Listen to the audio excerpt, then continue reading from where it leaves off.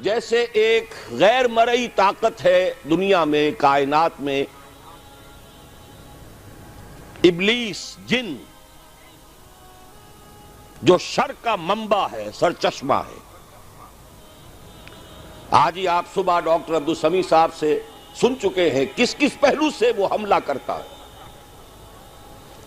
کیسے چیلنجنگ انداز میں اس نے کہا تھا کہ اللہ تو نے اسے خلافت دی ہے آدم کو، مجھ سے افضل بنا دیا اس کو، مجھے سجدہ کرنے کا حکم دیا ہے، سجدہ بھی نہیں کیا،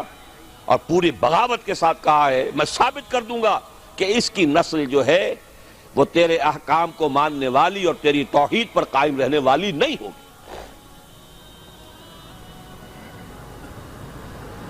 لَأَقْعُدَنَّ لَهُمْ صِرَاطَكَ الْمُسْتَقِيمَ، سیدھے راستے پر بیٹھوں گا، سیدھا راستہ توحید کا راستہ، قدم قدم پر ان کا رخ موڑنے کی کوشش کروں گا۔ اور آپ کو معلوم ہے تاریخ انسانی میں اس کا اکثر و بیشتر تو جب نظر آتا ہے تو یہی ہے، خود سورہ یوسف کی ایک آیت کے حوالے سے وَمَا يُؤْمِنُ أَكْثَرُهُمْ بِاللَّهِ إِلَّا وَهُمْ مُشْرِكُونَ،